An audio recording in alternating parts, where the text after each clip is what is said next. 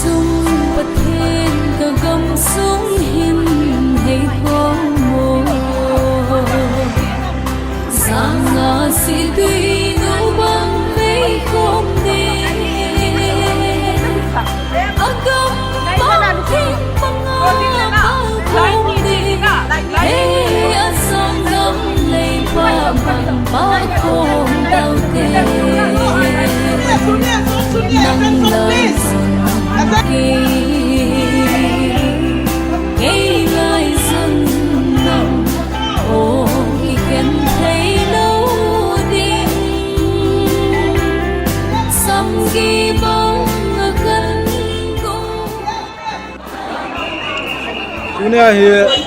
so pitani ke bol yang set na dei lo na zia lupi te Dimahasao nupi te ke wai khomo zatin zakta ngi su to ben kuni protest rally bol du hin abansa update ken bol du hin novela atama tam jeng tan eimi kuki zo han lang teng la zadang khasi apang thei tam ta men ma ho jong pang chi tho ben uni teng le cover chomcha kain bol de ke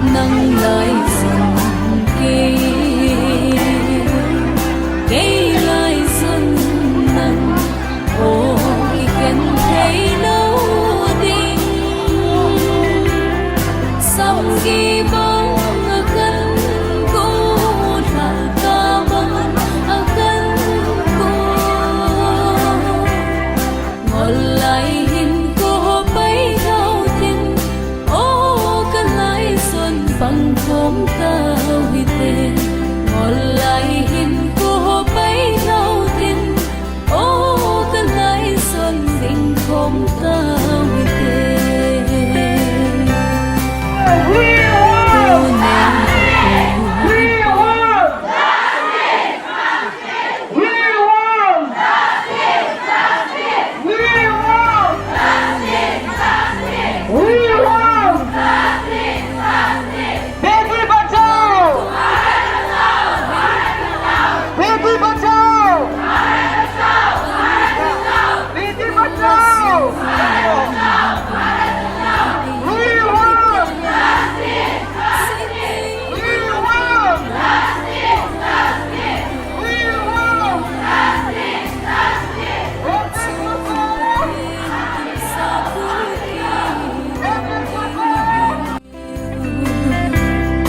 nằm lặng tên ấy núi xa gấm tao về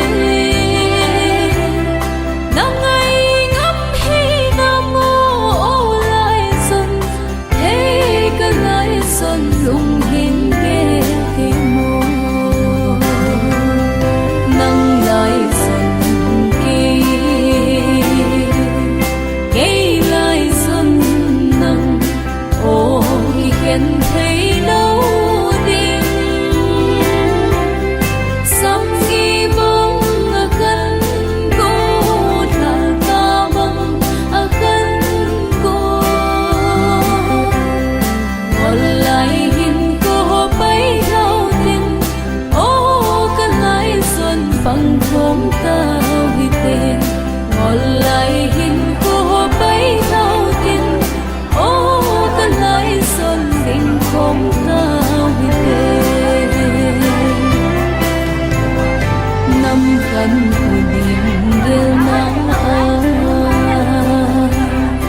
tình khô ắt ta muốn liêm hồ khi hay miếng điều tay mồ dần lên nơi đình ăn un dần lên đi tình đúng ôi ta bình tê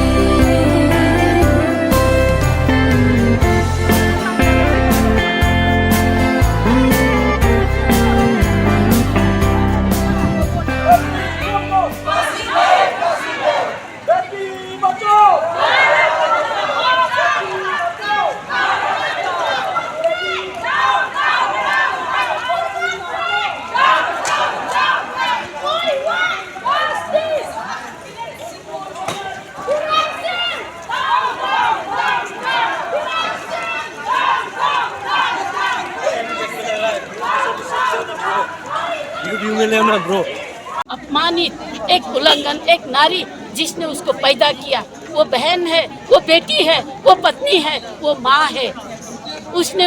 आपको जन्म दिया उसका हथकंडा यूज करके जिस किसी समाज को आप अपमानित करना चाहते हो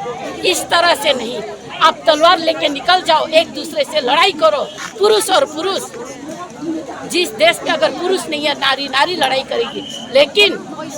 आपको अपना लड़ाई एक महिला का जरिया लेके तुच्छ काम किया है आपने ये सोचने का ये देखने का जो आपका जो जरिया है आपका सोचने का जो जरिया है बहुत तुच्छ बहुत नीच है आपने एक महिला को एक माँ को एक बहन को एक भगनी को एक पत्नी को आपने अपमान किया है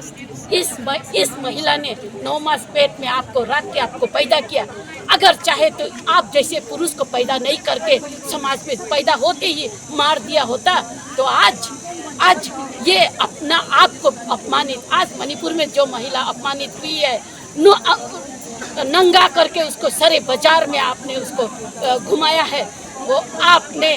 खुद को भी अपमान किया है ये सोचो एक माँ को अपमान किया एक बहन को अपमान किया एक बेटी को अपमान किया आपने हर क्षेत्र को अपमान किया उसी अपमान से हम लोग भी अपमानित है नहीं करना चाहिए था आप गवर्नमेंट से लड़ाई करो ठीक है गवर्नमेंट से आपका विचार नहीं सुना आप गवर्नमेंट को आवाज़ दो गवर्नमेंट से फाइट करो ये महिला को बीच में लाके महिला एक छोटा 19 साल की महिला को आपने सरे बाजार सरे आम नंग करके आपने बाहर छोड़ दिया ये बहुत दुख की बात है बहुत अपमान की बात है आप फिर कैसे उस माँ के पास जाओगे आप कैसे फिर उस बहन के पास भाई बोलते हुए जाओगे मैं तुम्हारा भाई हूँ बोल के आप कैसे जाओगे उस माँ को कैसे बताओगे कि मैं भी बाप माँ तुम मेरी माँ हो मैं तुम्हारे पेट से जन्म लिया है वो कैसे आप बताओगे कैसे पूछोगे उससे उसका प्रोटेस्ट उसका अगेंस्ट में हम लोग शामिल हैं लेकिन हम लोग का पूरा विश्वास है क्योंकि the president of India herself is a female वो एक औरत है एक महिला है वो हमारा प्रॉब्लम वो समझ सकेगा so we have submitted our memorandum to the president of India and we are sure that she will be taking the steps required to punish the guilty हमारा प्राइम मिनिस्टर जो है वो भी he talks about beti padhao bachao so naturally he is also genuinely interested in helping and going towards the empowerment of women इसलिए आज में हम लोग को फुल फेथ है, आशा है कि हमारा गवर्नमेंट जो भी हो, जुडिशियरी हो, लॉ हो, उन लोग एक्शन लेके गिल्टी को जरूर पनिश देगा। और इसमें आज में जितना भी आया सब कम्युनिटीज की तरफ से, कुकी वुमेन, दिमासाव वुमेन, कार्बी वुमेन, जेनी वुमेन, सांखल वुमेन, खासी वुमेन, मार वुमेन, बेटे वुमेन, वाइथाई वुमेन, असमीज वुमेन, बंगाली वुमेन, कार्बी वुमेन, जितना हम लोग का जिला का औरत एक साथ आया, खुशी का बात तो नहीं है, फिर भी let the world know that we are women, we are proud to be women, and if one woman suffers somewhere, we are together. And they are not alone. Victims of Manipur, आप लोग चिंता मत करो, हम लोग लॉ तो नहीं है, लेकिन we support you, we stand with you. So if it is required, we may come together again. फिर एक साथ भी आ सकता है। आज का टर्नआउट कितना अच्छा है। आज हम थैंक्स दे रहे उन लोगों को, प्रेस तरफ का जितना भी आया, थैंक यू सो मच। हम लोग आप लोग को खुशी जनाता है। And again also to the student organizations for helping us with the placards, apex bodies for supporting us. हम लोग women हैं, फिर भी हम लोग support हमेशा from the apex bodies हम लोग को सपोर्ट जरूरत है। So today we are not happy, we are angry, but then we have faith. We have faith, and we hope that this faith will be restored again. That the government will understand our case. So सबका खाना तो देने नहीं सकेगा जितना भी आया। हम लोग तो सिर्फ जैसे हम आगे बोला, खाली बाहर का धूप हमारा चेहरा काला होगा, हम गिर जाएगा, लेकिन घर जाके सब ठंडा होगा। भीतर का गरम, भीतर का धूप, you who is going to take care of this? We leave everything in the hands of the Indian government and the Honorable President of India. God bless us all. Beti Bachao.